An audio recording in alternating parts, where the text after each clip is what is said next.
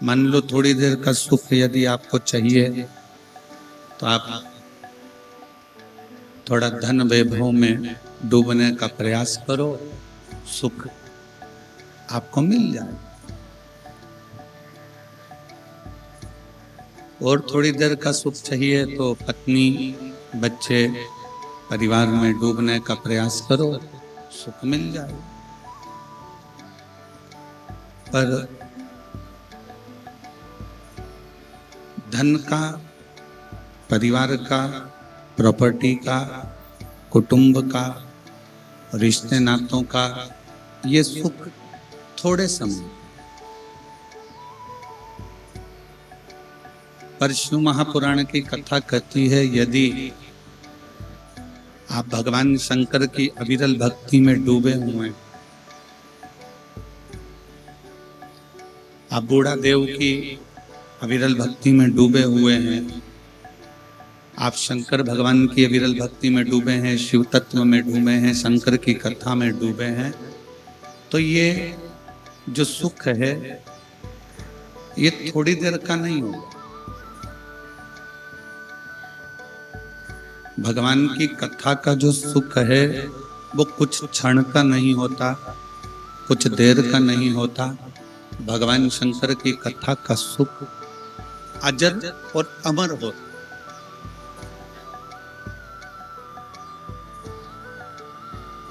जैसे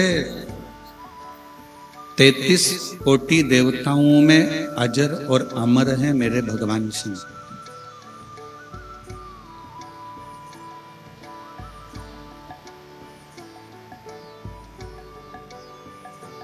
और उन्होंने माता सती को भी अमर बनाने का प्रयास किया था और अमरनाथ जी की गुफा में जाकर कथा सुनाई,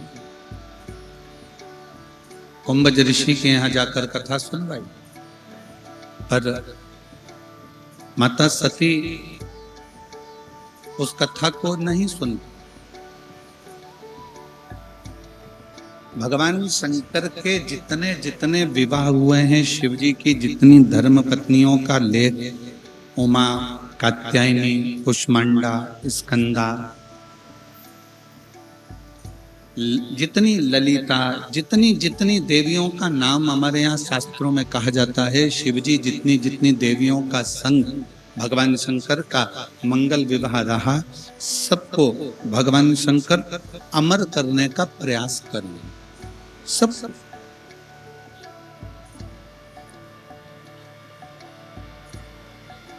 पर सब अमर नहीं होगा। फिर आखिरी में माँ जगतजननी पार्वती जी को अमर करने के लिए अमरनाथ जी की गुफा में कथा सुनाई।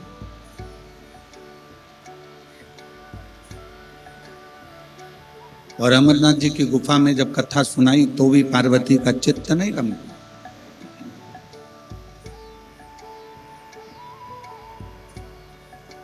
शिव महापुराण की कथा एक बड़ी सुंदर बात कहती है।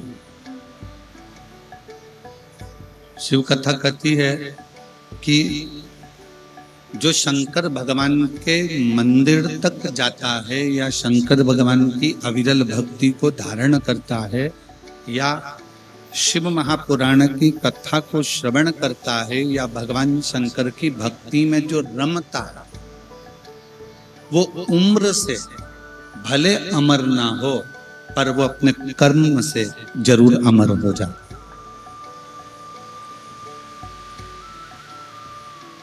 उम्र से अमर हुए कि नहीं हुए वो वर्णन नहीं है, पर अपना कर्म, अच्छे कर्म से, अच्छे कार्य के बल पर आप अमर हो सकते। और फिर निवेदन है, मत बुरे कर्म कर वरना पछताए, भगवान की आंखों से तू बच नहीं पाएगा, तू बच नहीं पाएगा। अरे ओ अज्ञानी मत कर अरे ओ अज्ञान मत कर तेरे कर्म का फल भी तू ही पाएगा जैसा किया तूने तेरे आगे मत बुरे कर्म कर बंदे वरना पछताएगा भगवान की आंखों से तो बच नहीं पाएगा तो बच नहीं। आप उम्र से भले अमर हो ना हो, शिव पुराण कह रही है, जितनी उम्र परमात्मा ने लिख कर भेजी है वो उम्र तो आपकी रहेगी। जितनी उम्र लिखा कर लेकर आए हो वो उम्र तो तुम्हारी रहेगी। उम्र से तुम अमर हो कि नहीं हो वो बात अलग है, पर शिव पुराण की कथा कहती है कि अपने कर्म से कोई कर्म अपनी जिंदगी का ऐसा करो, किसी भूखे को भोजन कराना, प्यासे को पानी पिलाना, किसी बीमार व्यक्ति की औषधि कराना, कोई शिक्षा ग्रहण करना चाहता है उसकी शिक्षा की व्यवस्था करना, ये ऐसा कर्म है कि जिस कर्म के बल पर व्यक्ति अमर हो जाता, वो मर भी गया तो भी लोग उसको याद करते। और मेरी जीजियों, मेरे जीजाओं, मेरी बेटियों, बेटाओं, मेरी माओं, मेरे भाई, मैं पूरे कांकेर क्षेत्र की इस पोपपुर की कथा के जितने भी श्रोता भाई बहन हैं उनको धन्यवाद देता हूं कि आप लोग शिव महापुराण के तत्व को जाने। अपने अपने घर से कोई खिचड़ी बनाकर लाया, कोई हलवा बनाकर लाया, कोई कुछ बनाकर लाया, अपने आसपास में बैठे हुए 15, 20, 25 लोगों को छोटी छोटी प्लेट में या छोटे छोटे कागज में तोने में आपने खाने को दिया। मतलब आप जानते हो कि शिव महापुराण में मुंह झूठा कराने का फल क्या होता है, ये आप जानते हो।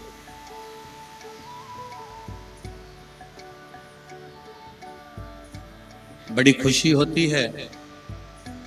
कल एक वीडियो देखा, जैन साहब, कल एक वीडियो देखा, उस वीडियो में एक बहन जिसके तन पर कपड़ा भी थोड़ा हो,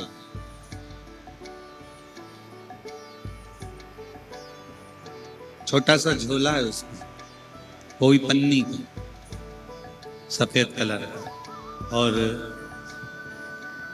वो रोड के किनारे पर खड़ी होकर कागज में निकाल निकाल कर खिचड़ी, चावल, और चावल के ऊपर कोई सब्जी डाल रही थी, लंबी लंबी फली की, वो डालकर और सबको दे रहे थे।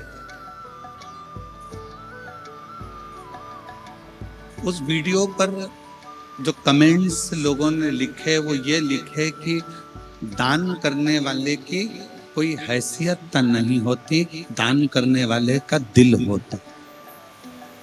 दिल।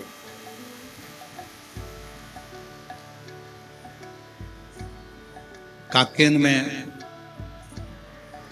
कई करोड़पति भी पड़े होंगे, काकेर में कई धनपति पड़े होंगे जिनके शोरूम चल रहे होंगे, जिनकी बहुत बड़ी बड़ी गाड़ियां चल रही होंगी, जिनकी 4-4 मंजिल बिल्डिंग होगी, जिनका बड़ा बड़ा व्यापार होगा। फिर भी उनका धन किसी भूखे के भोजन में नहीं लग पाता, उनका धन बीमारी में जरूर लग जाता है। कई ऐसे पड़े हैं जो अपने धन का सदुपयोग नहीं कर पाते, कमाया कमाया और आखिरी में यहीं छोड़ा और प्लास्टिक के फूल की माला चढ़ गई और 2 अगरबत्ती केले में लग गई। बस इतना ही जीवन, और वो जीवन छोड़ा और चले गए।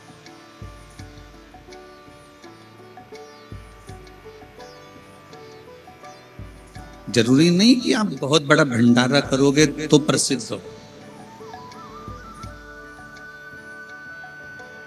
जरूरी नहीं कि बहुत बड़ा आयोजन करोगे तो प्रसिद्ध होगे। शिव महापुराण की कथा कहती है, बन सके अपने आसपास में रहने वाला कोई बच्चा भी अगर भूखा है, उसको शिक्षा की जरूरत है, चिकित्सा की जरूरत है, तो उसको भी अगर शिक्षा, चिकित्सा या भोजन दे देते हो तो भी तुम भंडारा करने के बराबर ही हो, तो भी भंडारा करने के बराबर।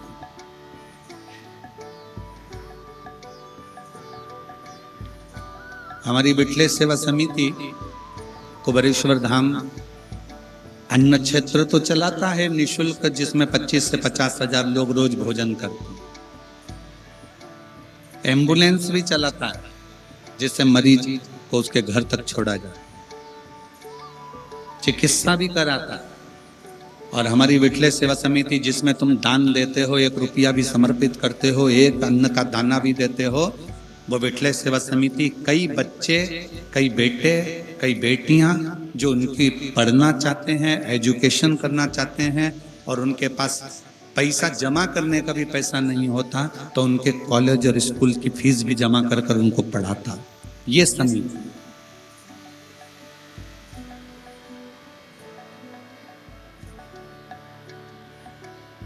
इसको प्रथमता कहता। और मैं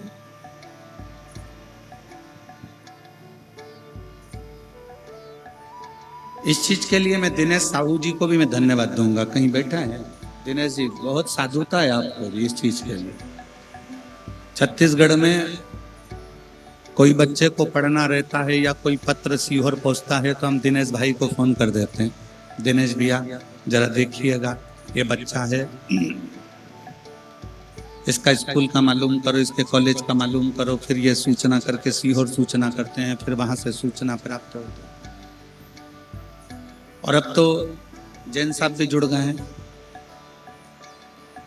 और हमको रोज गाड़ी में लेकर आते हैं ट्रेवल्स वाले, ट्रांसपोर्ट वाले, वो साहू जी भी जुड़े। ऐसे कई हैं।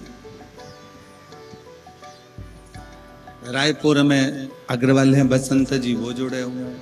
ऐसे सब। एक हमारे कानपुर के लालू भाई सोनी जी हैं, एक बच्ची का फोन आया कि आश्रम पर की हमारी फीस होना है और ऐसा है, स्कूल से निकाल दिया गया है क्योंकि हमारे पास में हमारी माँ बीमार पड़ गई थी और उसका कोई पैसा नहीं जमा कर पाया। हम सोनी जी को फोन करे, सोनी जी अपने माध्यम से स्कूल में पता करे, बाद में हमारे तक तो सूचना ही नहीं आई, उन सोनी जी ने और उनके मित्रों ने मिलकर ही फीस जमा कर दी, उसको भी साथ दिया। ये प्रेम।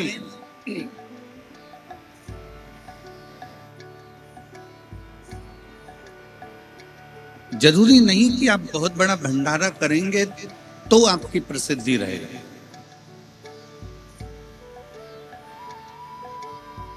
आप बहुत सारा किसी को देंगे तो उसमें आपकी प्रसिद्धि रहेगी।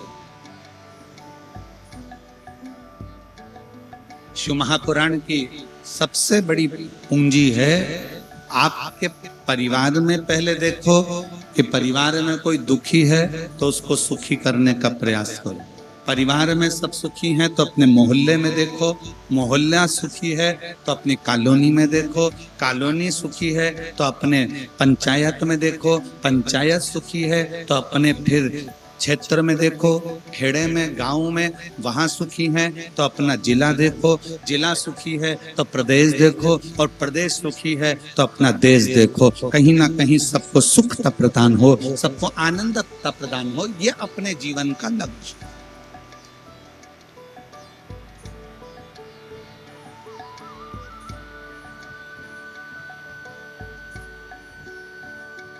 और जिंदगी मिली है, जीवन मिला है। ये मनुष्य की जो देह है, मानव का जो शरीर है, ये मानव का शरीर कोई साधारण शरीर नहीं है, बड़ा मुश्किल से मिला। ना जाने कितना कितना पापड़ बेले होंगे ऊपर जाके, तब जाकर ये मानव का शरीर मिला।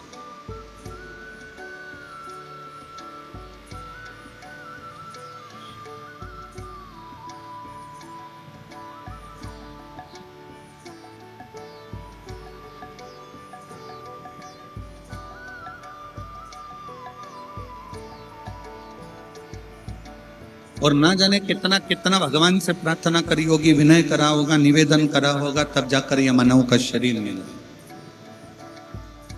स्वयं माता पार्वती जी ने शंकर भगवान से महाकाल वन में, उज्जैनी में एक प्रश्न खड़ा कर दिया।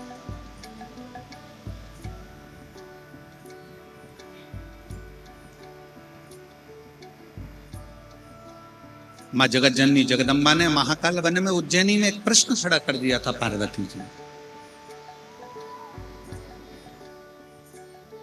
कि 83,99,999 योनियां काटने के बाद ये 84,00,000वें नंबर की योनि है मनुष्य की देह, मानव का शरीर।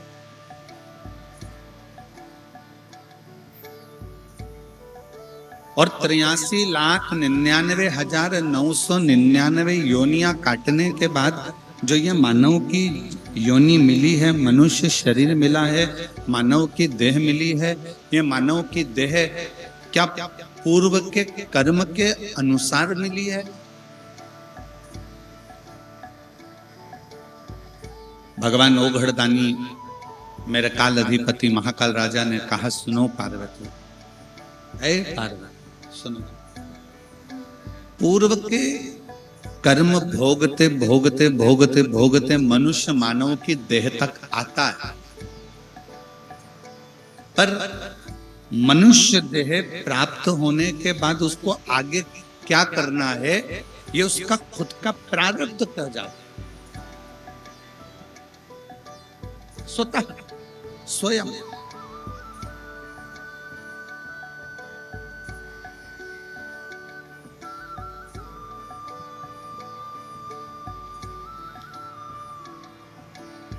कितनी माताएं बैठी हैं जो शंकर जी के मंदिर में एक लोटा जल चढ़ाती हैं? रख लो। मेरे कितने बेटे, कितनी बेटी और कितने मेरे जीजा बैठे हैं जो शंकर जी के मंदिर में एक लोटा जल चढ़ाते हैं? धन्यवाद, रख लो। आपको मालूम है कि शिव के मंदिर में जब तुम जल चढ़ाने के लिए जाते हो, अपने घर का एक लोटा भरकर शंकर जी के मंदिर तक लेकर जाते हो, उस बीच में तुम कितनों का कल्याण कर देते हो?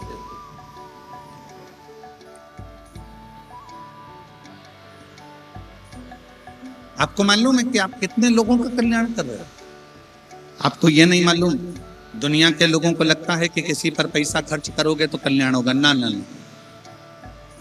किसी को कपड़ा दोगे तो कल्याण होगा, किसी को भोजन दोगे तो कल्याण होगा, किसी को वस्त्र दोगे तो कल्याण होगा, किसी को आभूषण दोगे तो कल्याण होगा, किसी को सोना चांदी दोगे तो कल्याण होगा। ना, शिव महापुराण की कथा कहती है, आप जब भरा हुआ लोटा लेकर, कलश लेकर, घर से भरा हुआ पात्र लेकर जब निकल कर मंदिर के लिए जाते हो, उतनी दूर में कोई गाड़ी वाला, कोई निकलने वाला आपके मुख का दर्शन कर लेता है, भरा हुआ बर्तन उसके सामने से निकल जाता है, तो उसका सुबह सुबह का समय शुभ हो जाता है और उसका कल्याण हो। यहाँ पर बुजुर्ग मेरी माताएं बैठी हैं, बुजुर्ग मेरे पितृतुल्य मेरे जीजा बैठे हुए हैं, और वो ये जानते हैं कि पुराने समय में एक नियम था, भरा हुआ घड़ा लेकर कोई स्त्री निकलती थी तो कहते हैं कि शुभ होता है। गाय अपने बछड़े को दूध पिला रही है और तुम निकल कर जा रहे हो तो शुभ होता है।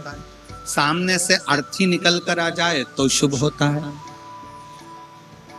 कोई माँ अपने बच्चे से स्नेह लड़ा रही है, लाड लड़ा रही है, प्रेम कर रही है अपने पुत्र से, तो वो शुभ होता है। कोई माँ अपने बच्चे को गोदी में लेकर आवे, वो शुभ होता है।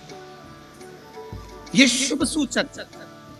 अब इन अपन को कहीं जा रहे हैं तो अपन किसी से तो नहीं कहेंगे कि गाय बछड़े को लेकर जाओ तो हमारा दिन शुभ हो जाएगा, सामने से अर्थी निकल कर चली जाए तो दिन शुभ हो जाएगा, नहीं, अपन किसी को नहीं कहते। पर शिव तत्व कहता है, शंकर की कथा कहती है, जब हम एक लोटा जल लेकर जब हम चलते हैं, एक लोटा जल लेकर जब हम अपने घर से निकलते हैं, कोई कहीं जा रहा होता है, किसी कार्य के लिए जा रहा होता है, तो उसका कार्य अपने आप शुभ हो जाता है।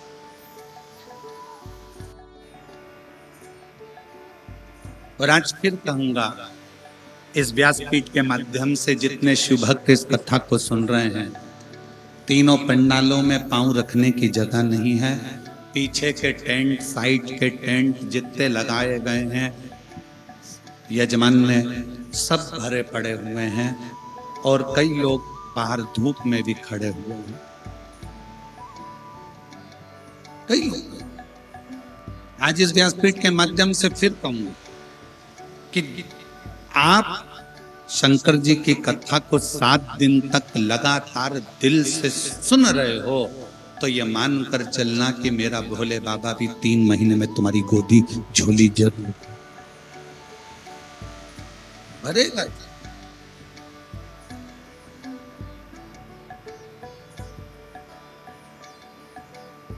और विश्वास, भरोसा, जब एक विश्वास दृढ़ होता है, भरोसा दृढ़ होता है, तो शिव को मिलने में देरी नहीं लगती, शंकर को मिलने में देरी नहीं लगी। और हम कहेंगे ये कथा तो, कल कथा का कौन सा दिन है? छठा। छठा मतलब कथा की जम के बोलो जरा, शिवरात्रि। और कल कथा का समय यही 2 बजे से 5 बजे तक रहेगा, पर परसों जब कथा विराम होगी तो समय सुबह 8 बजे से 11 बजे तक रहेगा। और हमारा एक निवेदन प्रशासन से निवेदन रहेगा कि कल की कथा के बाद में रात्रि को जो श्रोता भाई बहन सुबह की कथा के लिए आते हैं, हमारा निवेदन प्रशासन से, यहाँ के कलेक्टर महोदय, SP, SSP, IG, DIG, commissioner, SDM, tehsildar, यहाँ के सभी पदाधिकारियों से है कि कल कथा होने के बाद में, कल जो रात्रि का जो दिन होता है, कल की रात्रि का, कई शुभ भक्त रात को सफर कर कर आते हैं, तो निवेदन इतना सा है कि कल रात को जो गाड़ियां आए वो बहुत दूर ना रोकी जाए, जिससे किसी को कोई तकलीफ ना हो, नजदीक तक नहीं पहुंचे।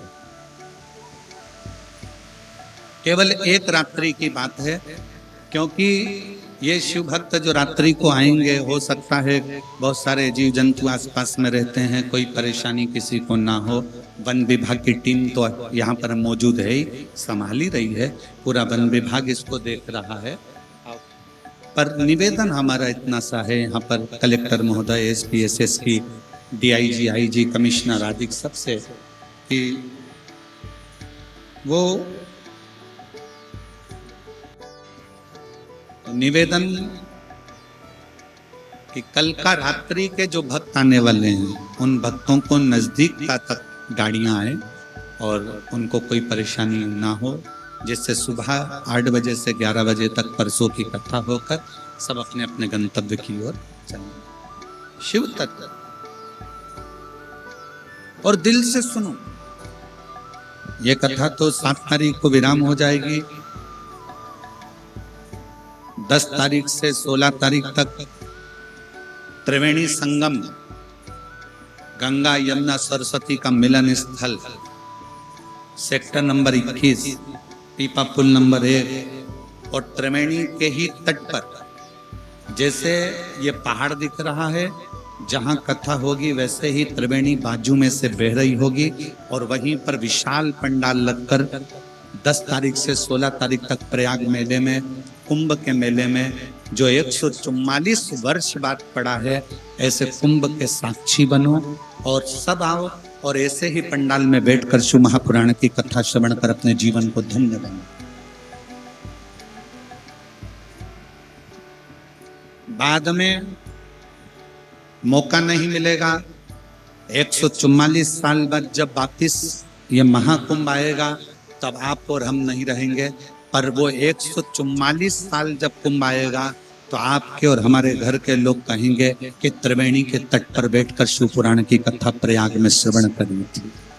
हमारे दादा ने, परदादा ने, हमारे पिता ने, हमारी माता ने, हमारे घर के लोगों ने वहां जाकर कुंभ के मेले में त्रिवेणी के तट पर दोपहर में 1 बजे से 4 बजे तक बैठकर कथा का लाभ लिया। सुनो, और पूरे कानपुर वालों से, लखनऊ वालों से, प्रयागराज वासियों से और आसपास के जितने भी उत्तर प्रदेश वासी, उनसे भी निवेदन है, ये मौका बार बार नहीं मिलेगा। आओ और शिव महापुराण की कथा त्रिवेणी के संगम पर 7 दिन सुनकर अपने जीवन को धन्य।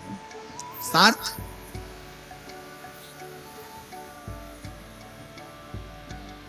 शिव तत्व,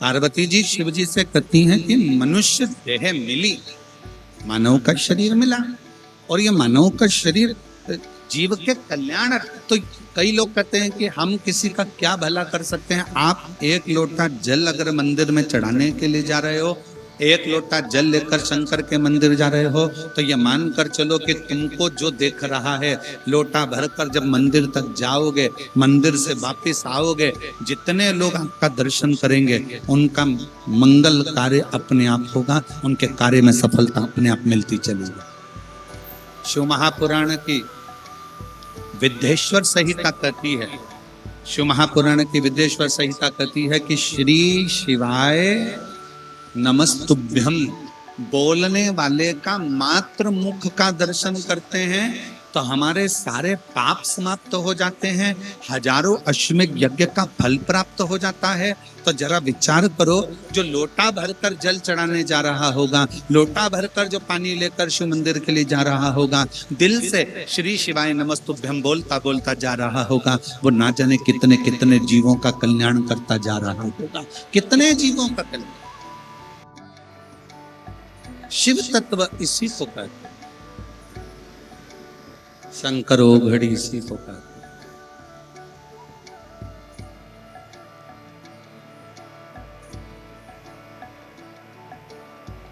और जब आपका विश्वास, जब आपका भरोसा दृढ़ होता, विश्वास की दृढ़ता जब पूर्ण होती है, तब शिव कृपा जरूर। भैया कह रहे थे अभियान की मैं पुलिस में नौकरी करा हूं, पर हम लोग भी इतना विश्वास नहीं कर पाते थे, पर हमें क्या पता था कि शिव महापुराण का पंडाल, शिव महापुराण की कथा क्या व्यक्ति को रोग से मुक्त कर सकती है। देखिए, डॉक्टर शंकर का एक रूप होता। हम हमेशा अपनी कथा में वर्णन करते हैं कि तुम्हारे को शरीर में कष्ट है, बीमारी है, रोग है, तकलीफ है, सबसे पहले अगर कोई बीमारी का लक्षण नजर आता है तो अपने नजदीकी हॉस्पिटल में जरूर जाओ, अपने नजदीकी हॉस्पिटल में जरूर पहुंचो।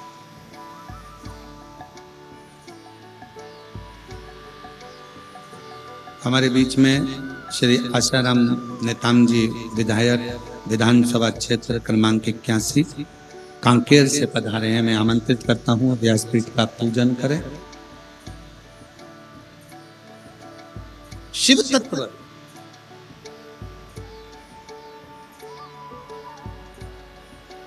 शंकर ओघड़ी दयालु दातार शिव महापुराण की कथा कहती है, शिव पुराण वर्णन।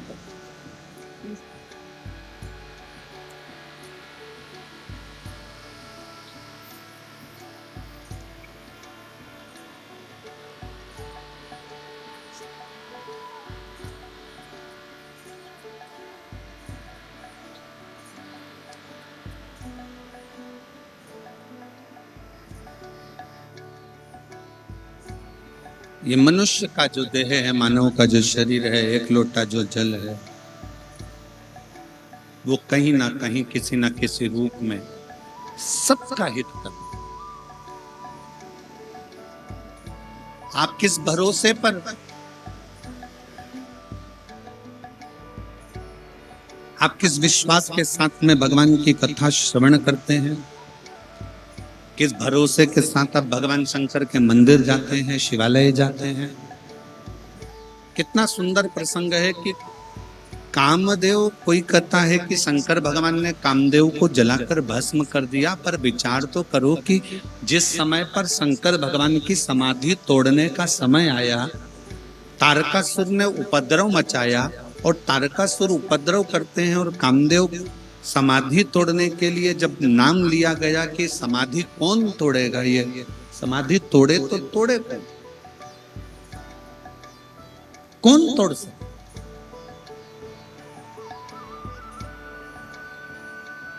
इंद्र से कहा, आप क्या शंकर जी की समाधि तोड़ सकते हो? इंद्र ने कहा नहीं।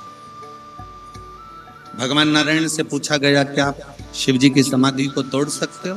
नहीं। ब्रह्मा जी से कहा गया, आप शंकर जी की समाधि तोड़ सकते हो? नहीं।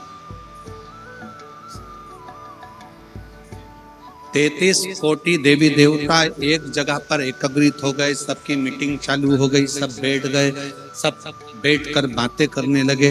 33 कोटि देवताओं ने आपस में बैठकर ये मीटिंग करी कि शंकर भगवान की जब तक समाधि नहीं टूटेगी तब तक उनकी संतान नहीं होगी, और संतान नहीं होगी तब तक वो तारकासुर मरेगा।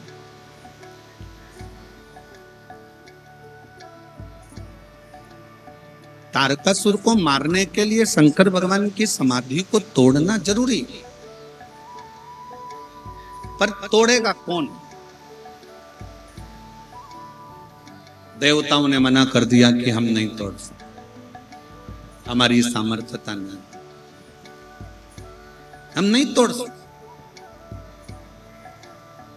ये हमारी सामर्थ्यता नहीं कि हम समाधि को तोड़ दें। सारी सभाओं में रति के पति कामदेव बैठे हुए थे, सारी सभा में रति के पति कामदेव बैठे हुए,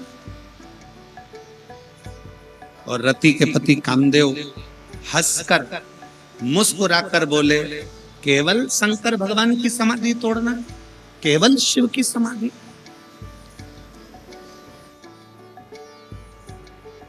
और फिर निवेदन है,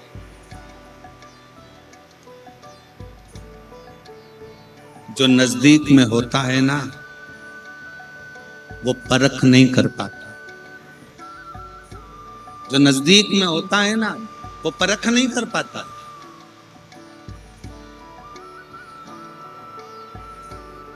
आधे से ज्यादा तो घर के लोग अपने बच्चों का विल पावर कमजोर कर देते, तेरे बस का नहीं है, तू आगे नहीं बढ़ सकता, तू एग्जाम पास नहीं कर सकता, तू ये नहीं कर सकता, तेरी सरकारी नौकरी नहीं लग सकती, क्यों फालतू के पीछे पड़ा हुआ है, चल दुकान पर जाना चालू कर, व्यापार चालू कर, काम धंधा चालू कर। बल्कि अपने घर के बच्चों का विल पावर मजबूत करिए और अपने घर के बच्चों से कहो, भले जंगल में रहते हैं, भले अपन कहीं पर भी निवास कर रहे हो, भले अपना काम काज ज्यादा नहीं है, पर मुझे विश्वास है बेटा, तू एक ना एक दिन नाम रोशन जरूर करेगा, कर मेहनत अपनी लगनता से, तू अपनी लगनता से काम कर, एक दिन तू नाम रोशन जरूर करेगा। तो ये निश्चित है, आपका दिया गया संस्कार, आपका करी हुई मेहनत और आपका किया गया वचन, आपके बच्चों को जब आप बल दोगे तो एक दिन अच्छा काम करेगा, तो एक दिन अच्छा कर सकता है, तुझमें वो बल है तो सब कुछ कर सकता है, तो डॉक्टर भी बन सकता है, तो तू इंजीनियर भी बन सकता है, तू कलेक्टर भी बन सकता है, तो एसपी भी बन सकता है, तुझमें वो बल है। कर मेहनत, पढ़ाई कर, मेहनत को 4 गुना बढ़ा, अच्छा काम कर, देख फिर तू एक ऊंचे सिंहासन पर बैठेगा। जब हम अपने बच्चों को बल देते हैं, अपने बच्चों को आगे बढ़ाने की क्षमता प्रदान करते हैं, तो एक दिन उस घर का बच्चा अपना नाम रोशन जरूर करता, जरूर। अब पहले से ही आपने विचार कर लिया तेरे बस का। शिव तत्व किसको कर?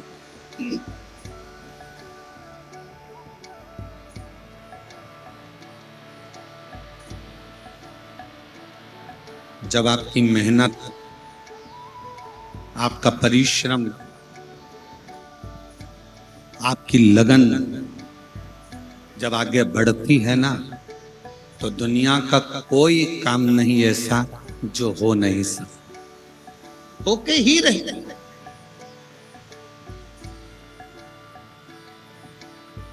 अब व्यक्ति पहले से ही सोच ले मेरे बस का है ही नहीं, मेरे बस का है ही नहीं, मेरे बस का है ही नहीं। शिव महापुराण की कथा सुनने के लिए आए, एक बात बहुत अच्छे से याद करना, बहुत ध्यान देना। भारत की भूमि के, विश्व के जितने डॉक्टर हैं वो शंकर का एक रूप है। शरीर में रोग आया, बीमारी आई, तकलीफ आई, सबसे पहले अपने प्राथमिक उपचार केंद्र में जाओ, डॉक्टर को दिखाओ, नजदीकी डॉक्टर को दिखाओ, हॉस्पिटल में जाकर जांच कराओ, हॉस्पिटल में जांच करवाई है, डॉक्टर को दिखाई है। पर एक चीज और शिव महापुराण की कथा कहती है कि डॉक्टर को दिखाते दिखाते अपनी बुद्धि को कमजोर मत करना, अपने विवेक को कमजोर मत करना। ये मत सोचना शरीर में गठान हो गई तो हो सकता है कि मुझे कैंसर जैसा रोग हो गया होगा, हो सकता है बड़ी बीमारी हो जाएगी, मेरी किडनी ने काम करना बंद कर दिया, मेरे लीवर ने काम करना बंद कर दिया, तो हो सकता है मुझे डायलिसिस पे जाना पड़े, मेरा शरीर बेकार हो जाए। अच्छा सोचो, पॉजिटिव सोचो। गठान भी हो गई ना, कोई बात नहीं, अगर गठान हुई है तो मैं शंकर जी को एक लोटा जल चढ़ाती हूं, यह भी गारंटी है कि मुझे बड़ा रोग हो ही नहीं सकता, मुझे बड़ी बीमारी नहीं हो सकती, बड़ा रोग नहीं हो सकता, मेरे को बड़ी बीमारी कभी नहीं आ सकती, क्योंकि मैं शंकर की पूजन करती हूँ, स्मरण करती हूँ, भक्ति करती हूँ, भजन करती हूँ, एक लोटा जल समर्पित करती हूँ। जब आपने अपने दिल को मजबूत कर लिया, अपने विचारों को मजबूत कर लिया, अपने मन को मजबूत कर लिया, तो बड़ा रोग भी अगर आया होगा तो चुटकी में कटकर बाहर निकल गया होगा, चुटकी में वो रोग कटा।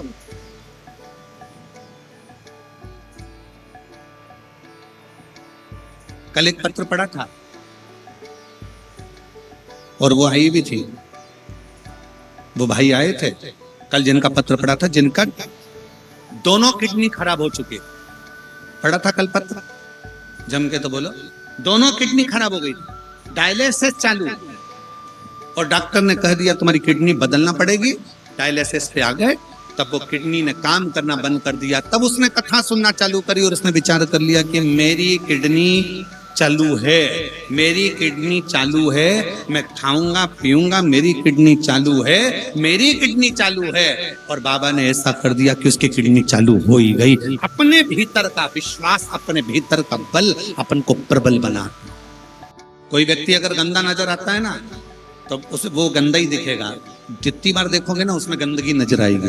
कोई व्यक्ति बेकार नजर आएगा ना, तो उसमें बेकार ढूंढते रहोगे, बेकार ढूंढते रहोगे, बेकार ढूंढते रहोगे, ये तो ऐसा है, ये तो वैसा है, ये तो ऐसा है, ये तो वैसा है। और जब व्यक्ति में अच्छाई देखोगे ना, जैसे एक माँ अपने लड़के की जब शादी करती है तो लड़की जब देखने जाती है ना, तो लड़की देखकर जब आती है ना, इतनी खुश होती है, इतनी बढ़िया लड़की है गुरुजी, इतनी बढ़िया है, इतनी बढ़िया है। हम 8 लोग गए थे गुरुजी लड़की देखने के लिए, बिल्कुल नहीं बोली, इतनी अच्छी लड़की है। गुरुजी फोटो देखो और फोटो देख के बताओ लड़की कैसी है। हमने भी फोटो देख कर कह दिया माँ अभी नहीं बोली है, जब आएगी तब बोलेगी, और वो बोलेगी तो तू डोलेगी। ये एक बात आप लोगों से पूछें, उत्तर दोगे क्या कांकेर वाले कोपपुर वाले? जम के तो बोलो जरा, ठीक है।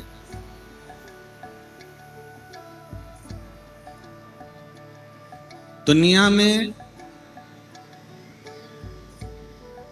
कोई भी ताला बिना चाबी का बनता है क्या?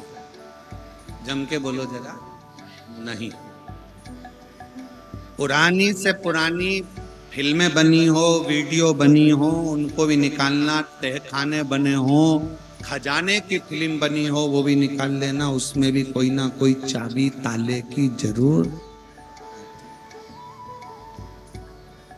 जब बिना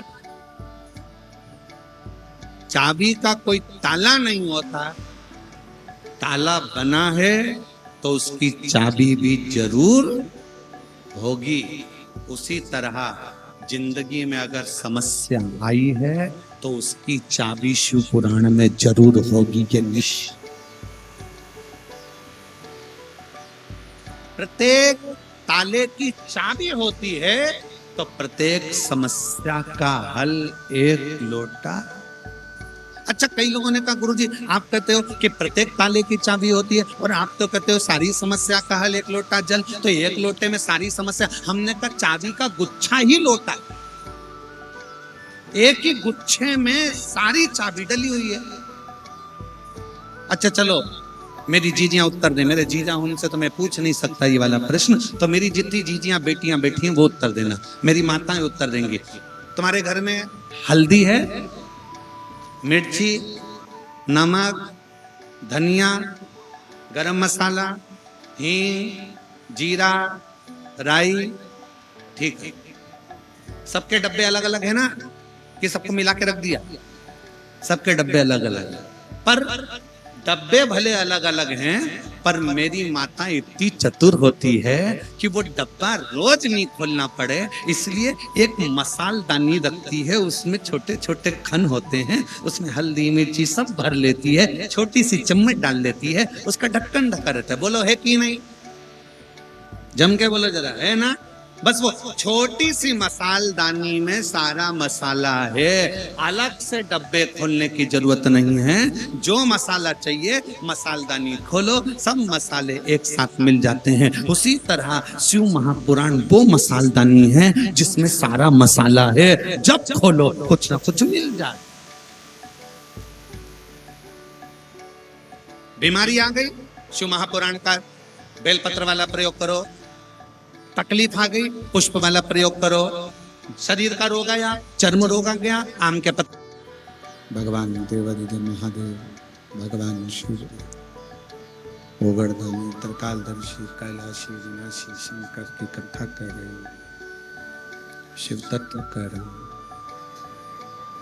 शिव महापुराण की कथा वर्णन कर रही है।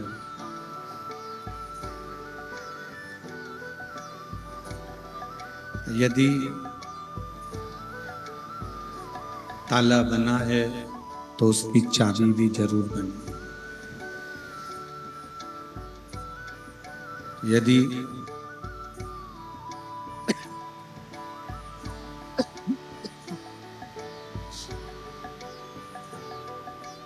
ताला बना है तो उसकी चाबी भी जरूर बनी। और यदि कोई समस्या जीवन में आई है तो उसका हल भी शिव महापुराण की कथा में जरूर।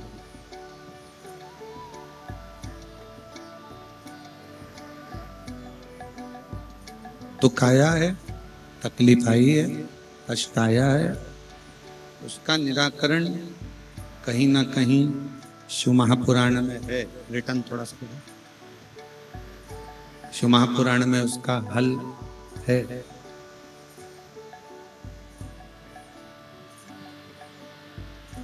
बस थोड़ा सा इंतजार, परमात्मा को पाने की एक ललकता, भगवान को प्राप्त करने का एक बल अपने अंदर।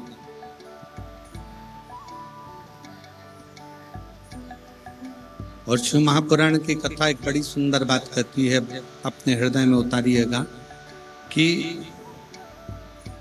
दुनिया में सब कुछ हार जाए ना चले। शिव महापुराण की कथा कहती है दुनिया में सब कुछ हार जाए चलेगा, पर अपना विश्वास, अपना आत्मविश्वास कभी हारना नहीं चाहिए, तो वापिस प्राप्त हो सकता है। जो गया हुआ है ना, उसको वापिस पाने का तरीका है हमारे विश्वास, हमारा भरोसा।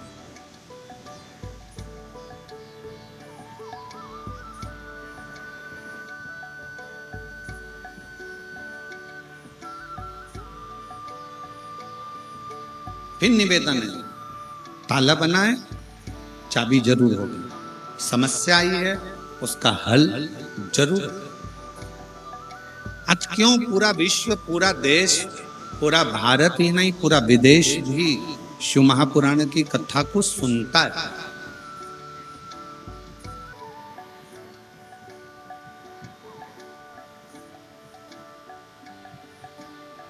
ऐसे घने जंगल में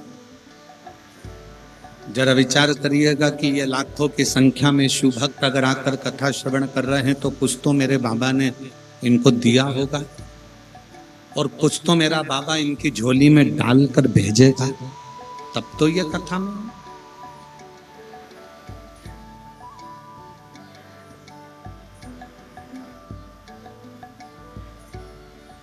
कल हमने कथा में कहा था कि किसी नदी के तट पर मंदिर है, शिवालय है, कथा चल रही है तो उसका फल हजारों हजार गुना प्राप्त होता है। कोकपुर में अगर ये कथा चल रही है, नदी के तट पर हो रही है, तो इसका भी फल मिलेगा। और जो प्रयागराज में कथा सुनने त्रिवेणी के घाट पर आ रहे हैं, वो ये सोच कर आना कि ना जाने शंकर भगवान तुम्हें क्या क्या देकर भेजेगा, ये वही जान सकता, ये उसके ऊपर है।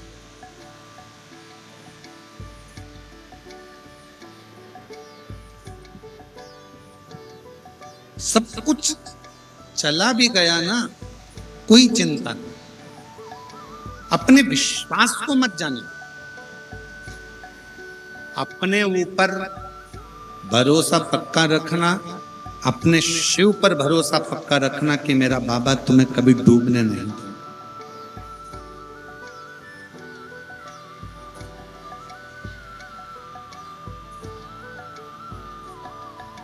मैं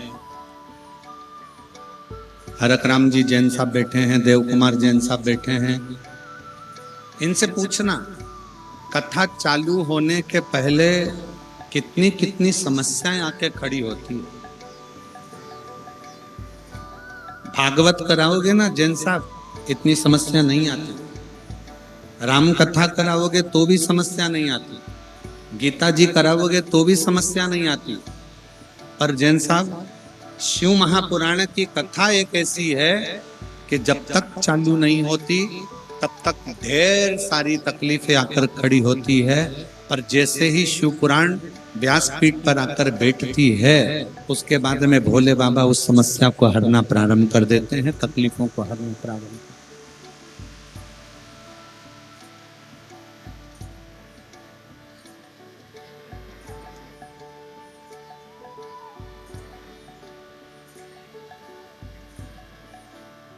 उत्तर प्रदेश में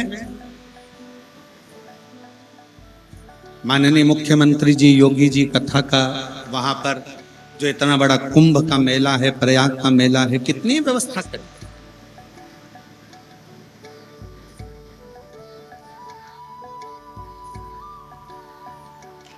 अब इतनी लाखों करोड़ों पब्लिक के लिए व्यवस्था करना कोई सहज है क्या? और कोई एक बार आकर यहाँ कोकपुर वाले जैन साहब से भी पूछना कि इतनी बड़ी व्यवस्था करने के लिए कितना कितना बल लगाना पड़ता है, कितनी कितनी व्यवस्थाएं करना पड़ती है।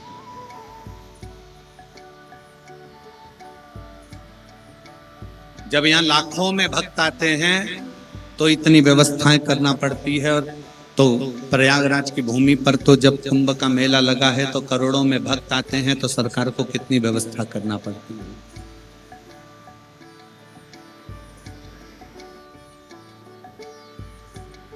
और दुनिया में सबको संतुष्ट करना भी कठिन। यहाँ जितने लोग आए ना, हम सोचें कि सब संतुष्ट हो जाएं तो कठिन।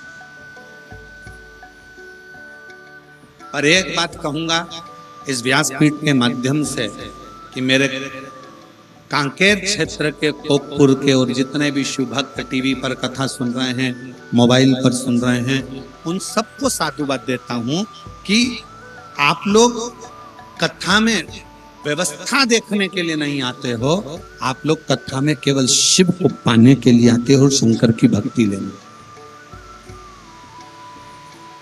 केवल शिव भक्ति।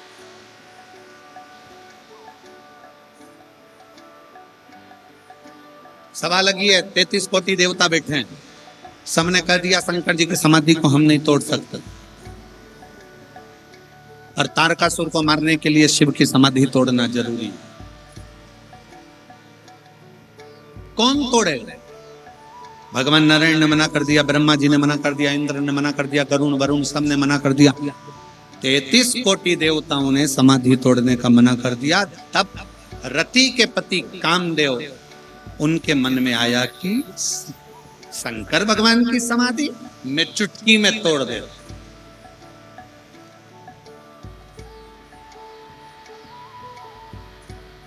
चुटकी।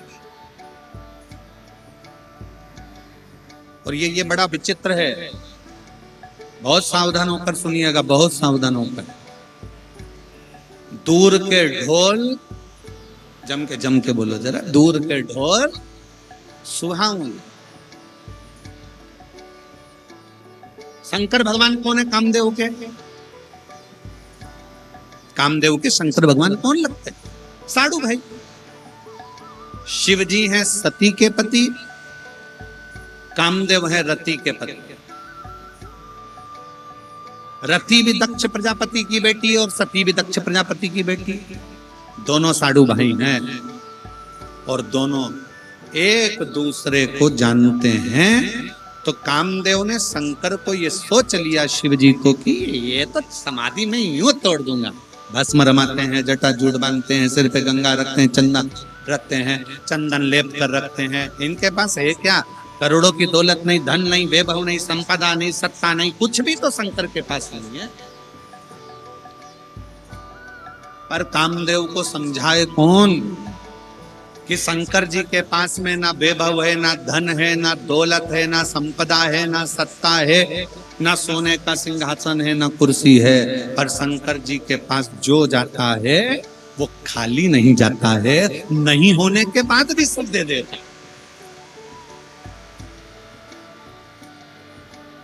शिव जी के पास कुछ भी नहीं है, फिर भी किसी को खाली नहीं भेज।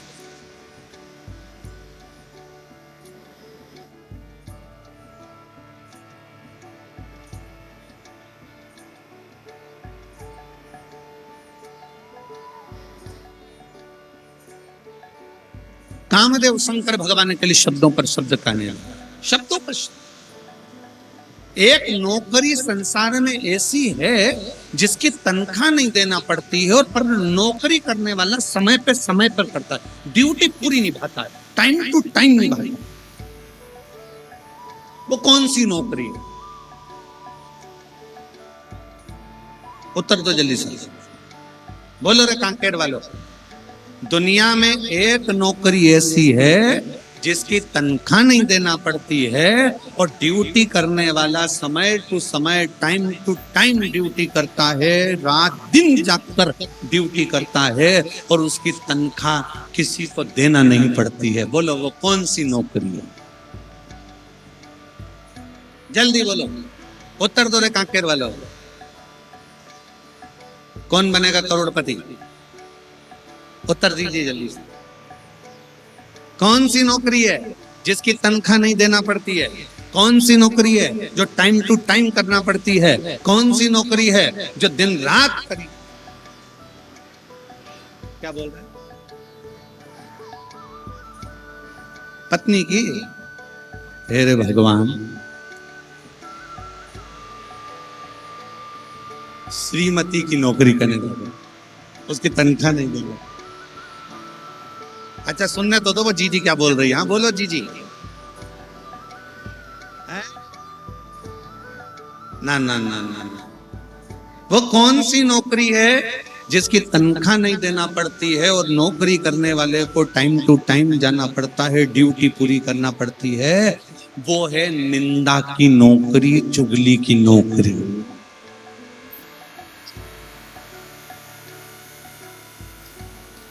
सबकी ड्यूटी खत्म हो जाती है, पर चुगल चोटे की ड्यूटी खत्म नहीं होती। सबको तनख्वाह देना पड़ती है। देखो, विधायक जी से पूछना, सांसद जी से पूछना, कलेक्टर से पूछो, एसपी से पूछो, मुख्यमंत्री जी से पूछो, प्रधानमंत्री जी से पूछो, बड़े बड़े महाराजों से पूछो, बड़े बड़े मिनिस्टर से पूछो कि उनको अपना प्रचार करने का पैसा देना पड़ता है, पर चुगल चोटे को पैसा नहीं देना पड़ता, वो अपने आप प्रचार करता है, अपने।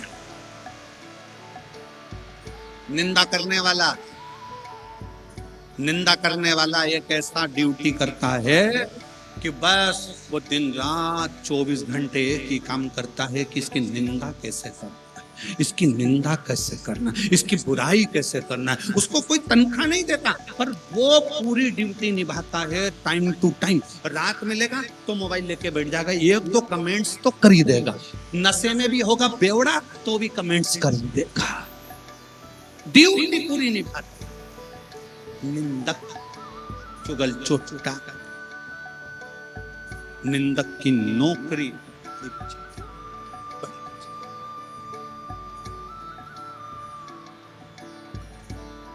और मेरी जीजियों सावधान, जय जोहार, सावधान।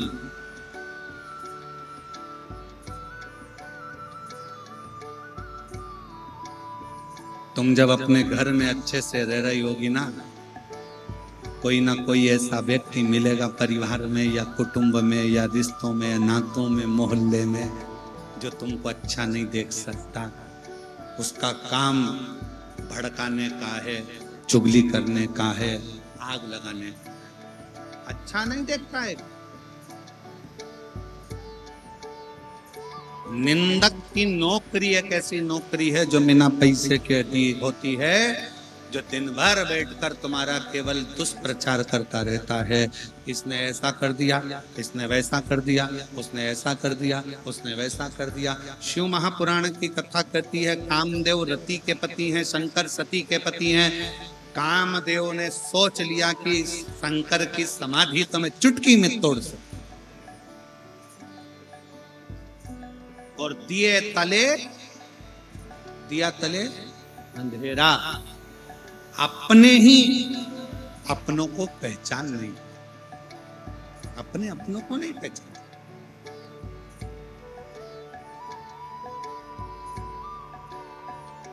जब कोकपुर में कथा हो रही होगी ना, तो कांकेर के कई लोग विचार कर रहे होंगे, हो कोकपुर में कहाँ कथा होगी,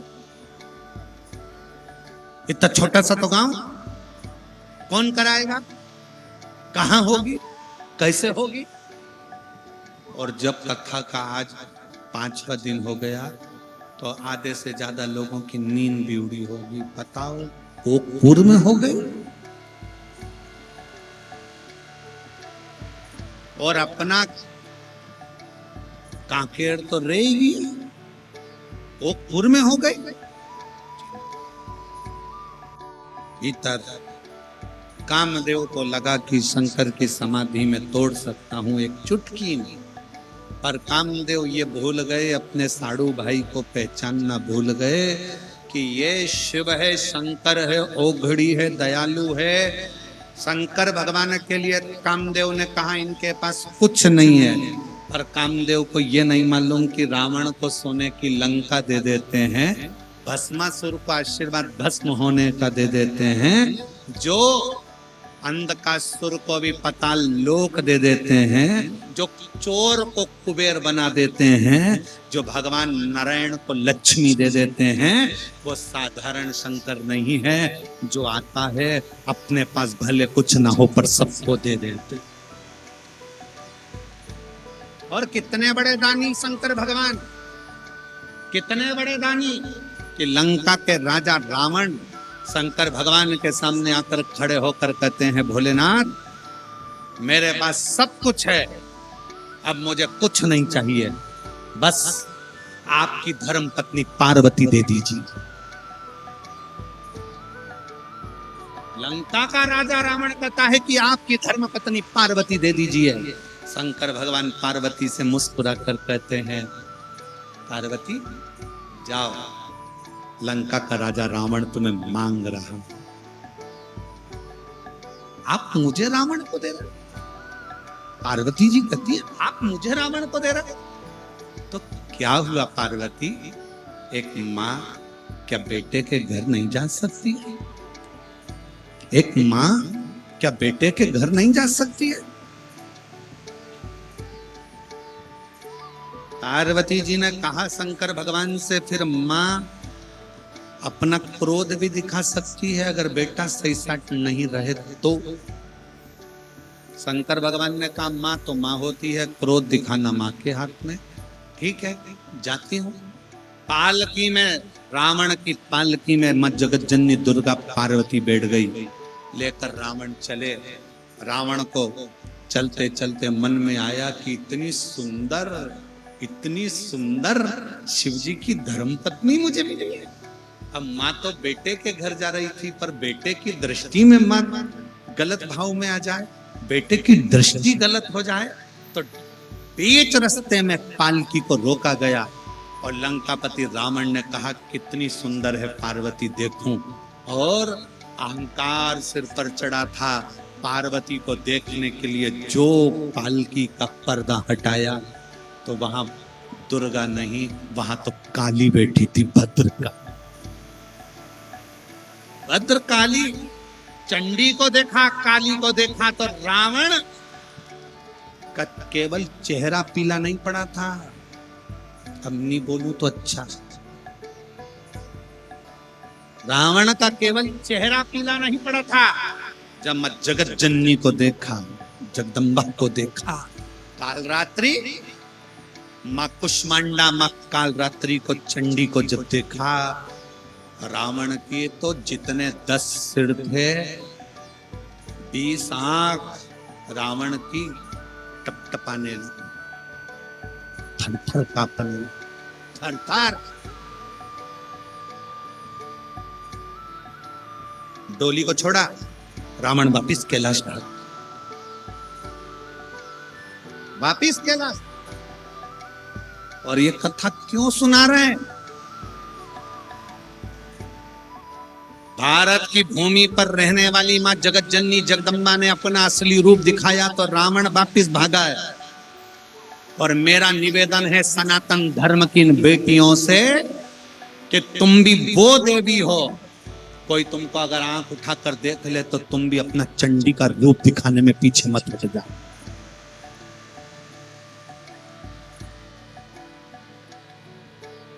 तुम भी अपना चंडी का रूप दिखाने में पीछे मत हटना। तुम भारत की वो बेटी हो। रावण भागा, कैलाश पर गया, शिवजी के पास। शंकर भगवान नेत्र बंद करके बैठे थे। रावण चिल्लाया हर हर। तो तुम क्यों चिल्ला रहे हो? रावण चिल्लाया था। रावण फिर चिल्लाया हर हर महादेव। जैसे रावण चिल्लाया, शंकर जी के नेत्र खुल गए। शिवजी ने पूछा,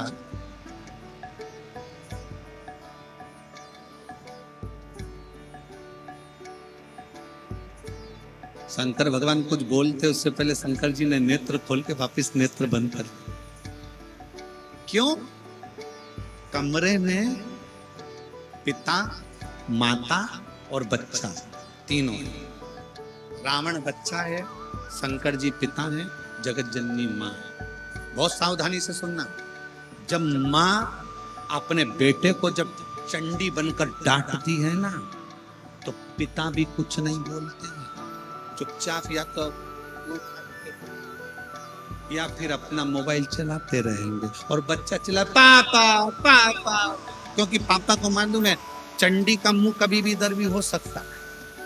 अभी उधर है, जगदम्बा तुरंत पलट के इधर आ जाएगी, तो अपन तो चुप रहो, नहीं तो फिर वही वाली बात आ गई, काल के पंजे से माता बताओ।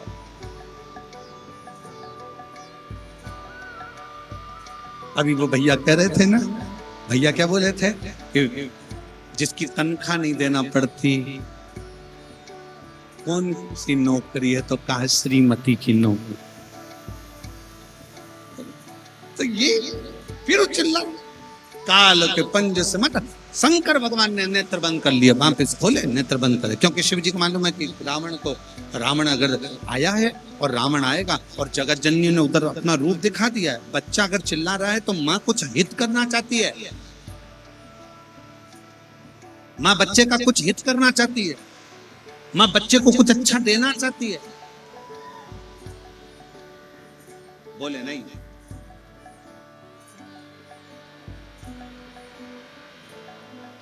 रावण फिर चिल्लाया, हर हर। रावण ने फिर आवाज लगाई, और रावण ने जैसे ही आवाज लगाई, आवाज लगाते से ही रावण ने जैसे ही आवाज लगाई, चिल्लाते ही रावण ने पुनः शिव जी का फिर ध्यान, शंकर का फिर। अब क्या देखा रावण ने? पार्वती जी को रावण लेकर गया था। रावण, शंकर भगवान नेत्र खोलकर बोले, रावण क्या बात है? लंकाधिपति रावण ने कहा, प्रभु माता जी के क्रोध को थोड़ा सा शांत करवा दीजिए।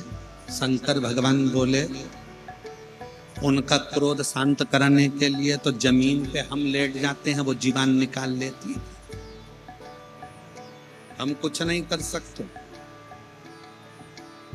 अब कौन शांत करेगा? शिव जी ने कहा, तुमने गलत दृष्टि से देखा है, तुम जाओ निवेदन करो, विनय करो। माँ का हृदय बड़ा कोमल हृदय होता है। दुनिया में सबसे ज्यादा कोमल अगर कोई है तो वो जगत की माँ है। दुनिया में सबसे ज्यादा कोमल है तो वो घर में रहने वाली बूढ़ी माँ है। बहू ताने पर ताना देती है तो भी अपने कान के बुंदे, गले की चेन सास अपनी बहू को ही देती।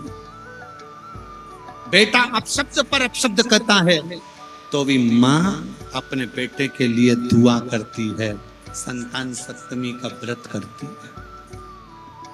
केवल एक माँ दुनिया में ऐसी होती है जो हजारों ताने सहकर भी देती है।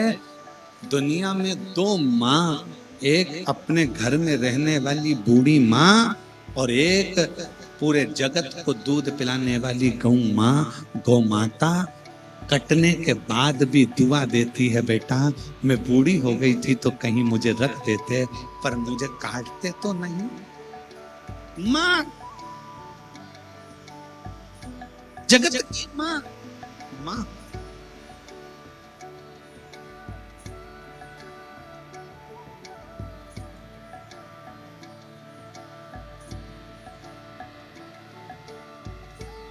पर लोग नहीं समझते, लोग नहीं समझते।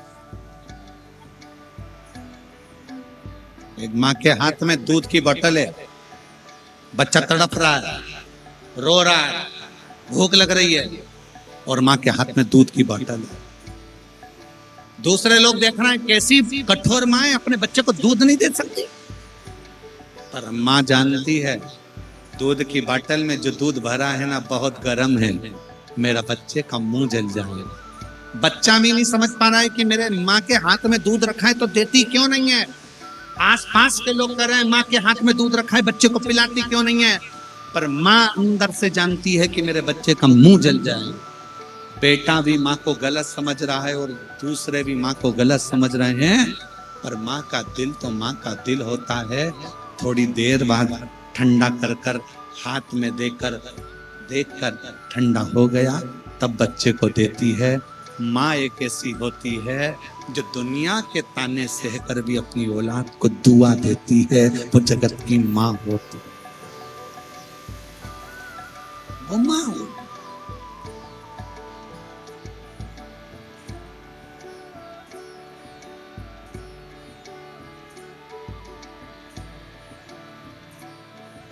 एक अवस्था बूढ़ी माँ की आती है जिस समय उसकी आंखें भी थक जाती, दुख न लागी है माँ तेरी अखी, दूध की बोतल हाथ में है तो भी नहीं देती।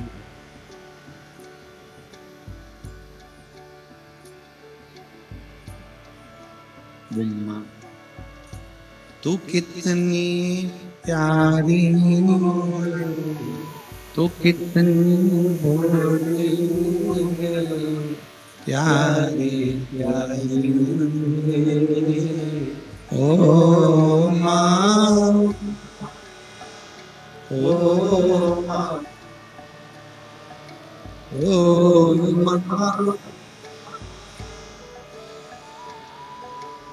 शिव कह रहा है मैं नहीं बोल सकता, तुमने माँ का अपमान करा है, तुम मैं आज के बेटों से कहना चाहता हूं, दुनिया का दिल दुख गया ना चलेगा, पर अगर माँ का दिल दुख गए तो जिंदगी में रोना जरूर पड़े ना पड़े। माता का हृदय ना दो। रावण, तुम मुझको कुछ कहता ना चल जाता, पर तू जगत जननी पर गलत दृष्टि, जगदम्बा पर गलत दृष्टि। तो रावण समझा नहीं।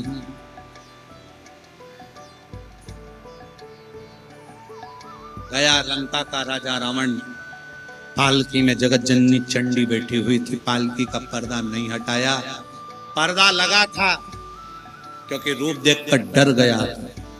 दूर खड़े होकर स्तुति रावण कर रहा है, माता को निवेदन।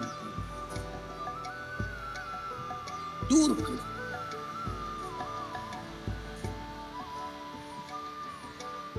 पूत कपूत सुने पर ना माता सुनी माता।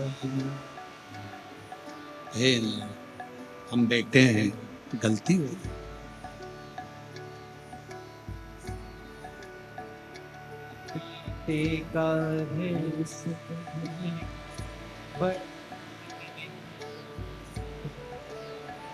पूत कपूत सुने पर माता सुनी माता, सब पे करुणा दर्शाने वाली, अमृत बरसाने वाली, दुखियों के दुख देने वाली।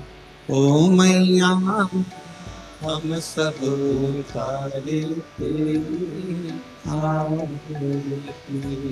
और रावण, अम्बे तू है जगदम्बे काली, जय तेरे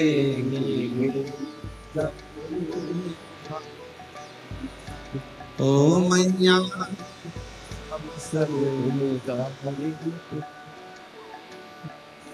दूर खड़ा है रावण, पालकी में जगत जननी जगदम्बा।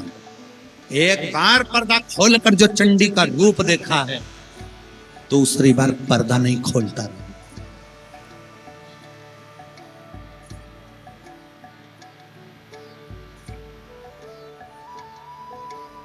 दूसरी बार पर्दा नहीं खोलता रावण। पर्दा खोले तो कैसे कैसे? दूर खड़ा है।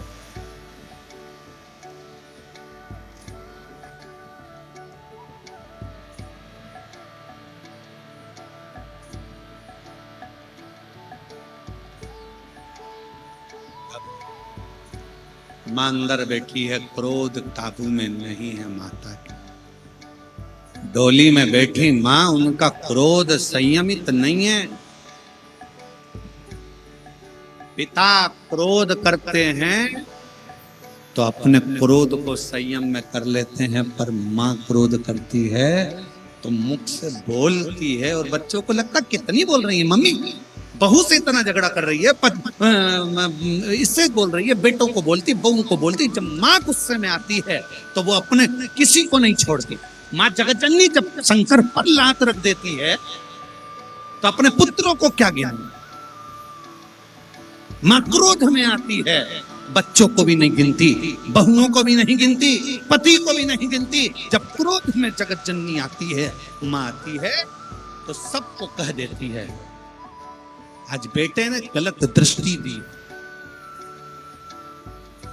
गलत दृष्टि दी। भगवान शिव गोगर्दानी त्रिकालदर्शी की कथा कहती है। भगवान शिव का आनंदमय भाव लंकापति रावण ने दर्शन किया। गौरी शंकर विराजमान होते हैं, सुंदर कुंदकेश्वर महादेव पधारते हैं। जोरदार ताली बजाकर स्वागत करिएगा। और बड़े आनंद के साथ भगवान शिव जी के मंगलमय कथा आज 5वें दिन की विराम ले रही है। कल कथा का छठा दिवस रहेगा। कल कथा की शिवरात्रि का भी प्रसंग रहेगा।